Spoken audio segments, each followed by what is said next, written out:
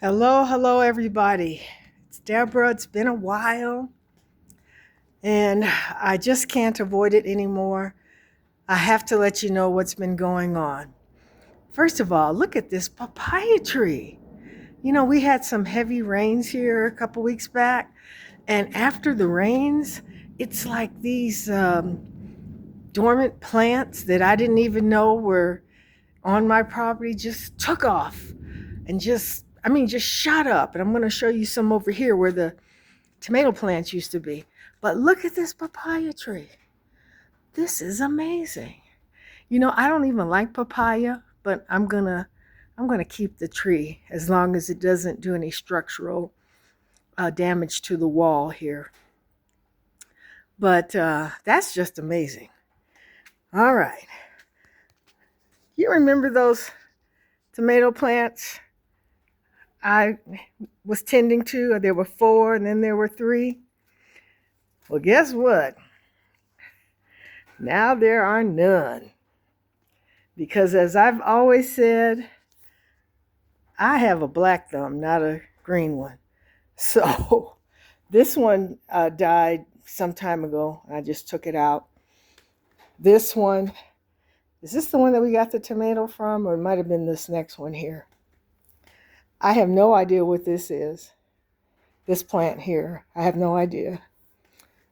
I'm not sure if these are also papaya. Checking the leaves, they kind of look like it. I don't think I need all these different papaya plants in my yard. Look at this broadleaf one over here. I don't know what the heck that is. I now have an app that's supposed to help me identify things. So at some point, I'm going to use the app and figure it out. But if you see here where these bamboo stakes are, this is where the other tomato plant was, and you see it's gone. This one is gone. So these tomato plants have bitten the dust. I'm glad I got one tomato out of them.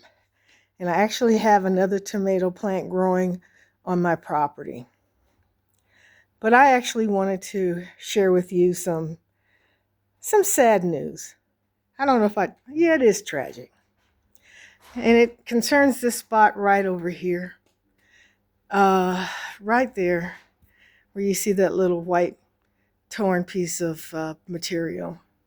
Right in that spot. And I'm going to just pan over to the door. You see my door over there just beyond the clothes rack?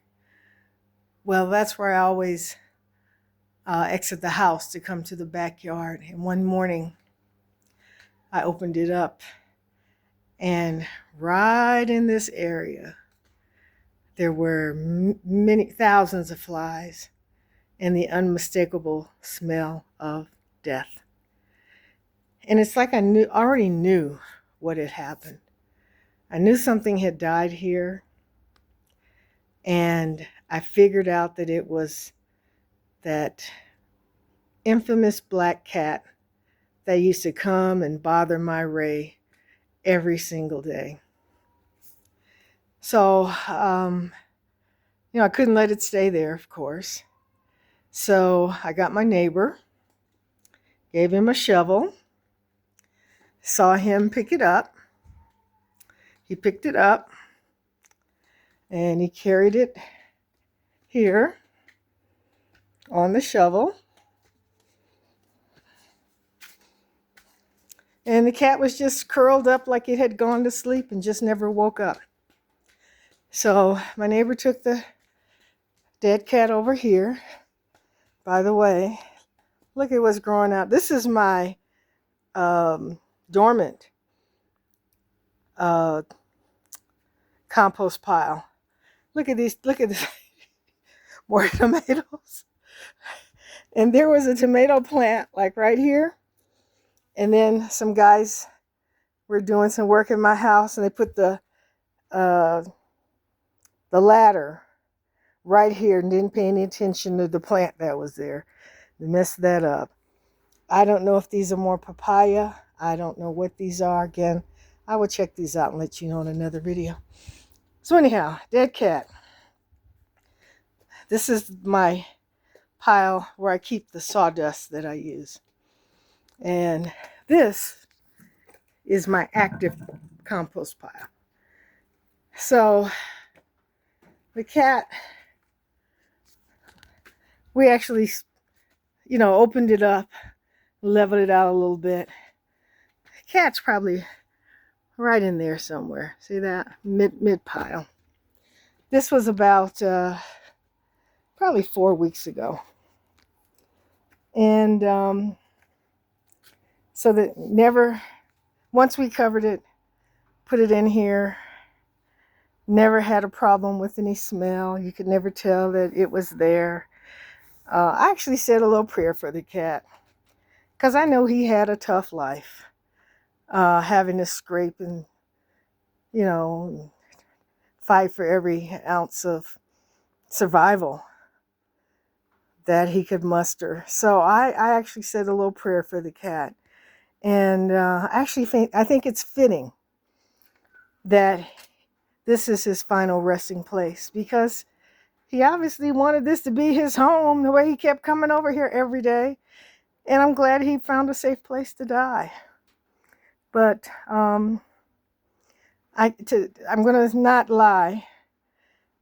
Let me see if I can turn this around, even though I have not combed my hair. Okay, so I wasn't going to do this, but I'm glad the cat found a safe place to die. And on some level, it almost seems as if he came home to die. And he's gone. His struggle is over. Since that time, I've seen a gray cat around here. And I want you to take a look. Got to turn you around again. I want you to take a look right here. You see all these rocks and bricks and things? That is because we had to close up the opening to the water tanks. That's where my water tanks are, there below ground.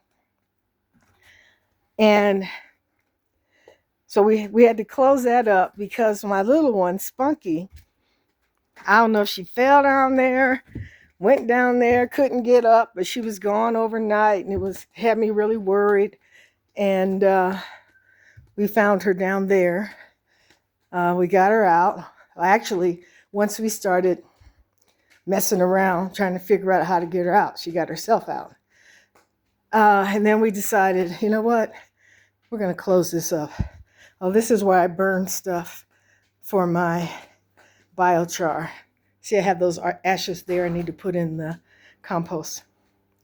But anyway, so we closed that up. And once we closed that up, the gray cat came around that night twice and goes, meow, meow. Like, what the hell? What happened to my home? And since that time, I think I've seen him once since then. But he's not the fighter that the black one was. So I haven't had to break up any fights. And I'm glad for that. So anyhow, y'all, I just wanted to tell you about the death in the family. And this is where this is where he died. And he now has a decent final resting place. Oh, check out the corn. Look how tall that corn is over my wall. And the bananas. All right. I feel so lucky. I live in paradise. All right. It doesn't look like paradise around my house, but outside of my house is paradise. All right. Hope you like this video. If so, please give it a thumbs up, share, comment, and thanks for being there. Take good care. Bye-bye.